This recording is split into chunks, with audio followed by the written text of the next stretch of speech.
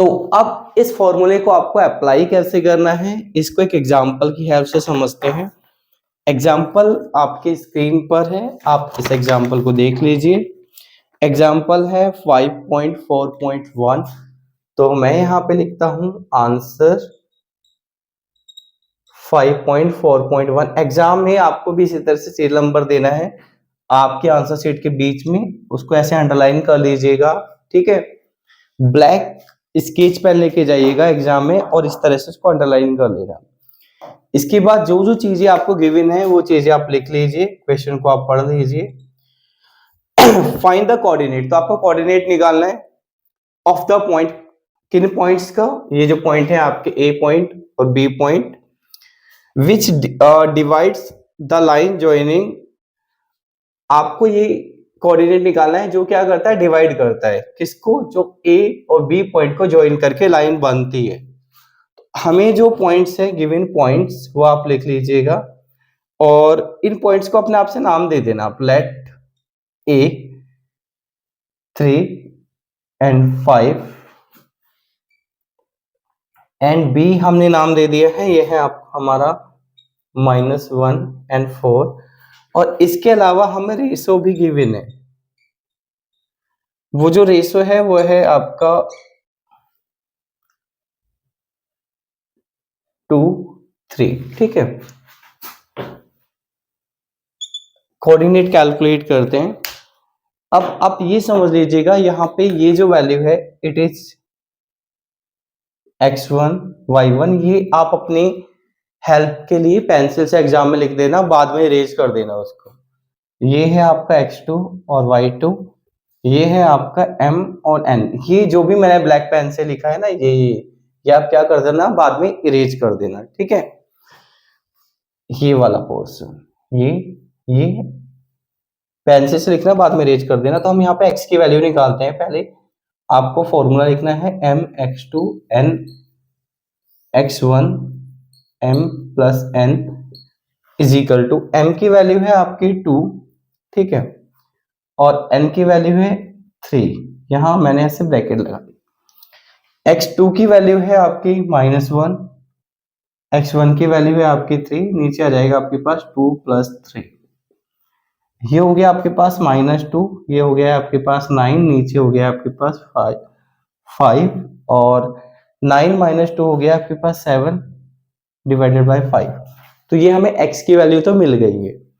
अब हम बात करते हैं y की वैल्यू की। तो फॉर्मूला होगा m y2 + n y1 divided by m + n।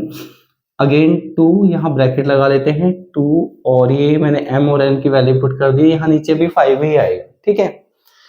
y2 की वैल्यू आप पुट करोगे, ये है आपके पास 4, और अब y1 की वैल्यू पुट कर देना। y1 की वैल्यू है आपके पास ये 5, ठीक है। इसको सिंप्लीफाई करेंगे तो 8 + 15 divided by 5 is equal to 23 divided by 5। मैं ऊपर से थोड़ा इरेज कर देता हूं ये सब।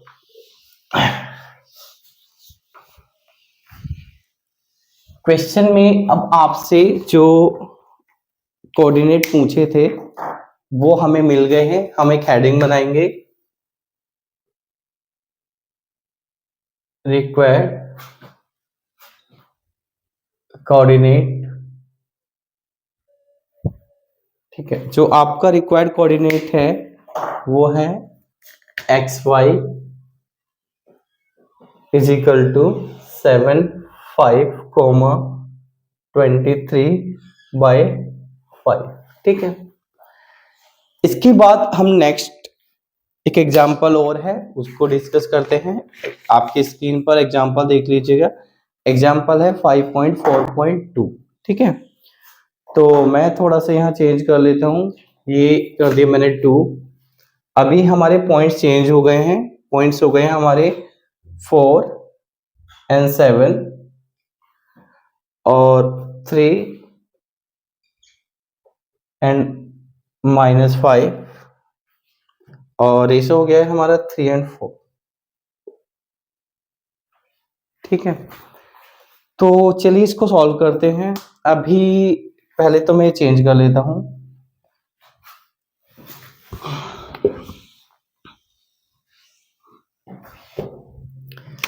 m की वैल्यू अभी है हमारे पास 3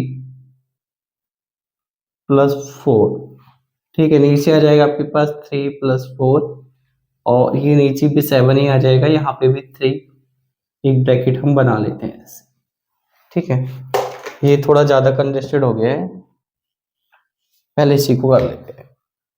तो अभी आपको x2 की वैल्यू पुट करनी है जो कि है 3, और x1 की वैल्यू जो कि है 4, और ये हो गया आपके पास 9 + 16 / 7। इन दोनों को अगर आप ऐड करोगे तो हो जाएगा आपके पास 25 / 7। अब यहाँ पर हम लोग आ जाते हैं, तो 3 + 4, ठीक है, ये नीचे 7 आ जाएगा, ये हमारे पास आ गया है -5, और ये आ गया हमारे पास 7, ठीक है।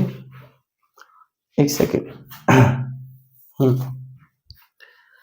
तो ये वैल्यू हो गई है हमारे पास -15, और ये वैल्यू हो गई है आपके पास 28। इसको सिंप्लीफाई अगर हम करें तो हमारे पास आएगा 13/7, है ना। अभी हमारे जो रिक्वायर कोऑर्डिनेट है वो है 25/7 एंड 13/7। तो आज की इस क्लास में हम लोग इतना ही करेंगे।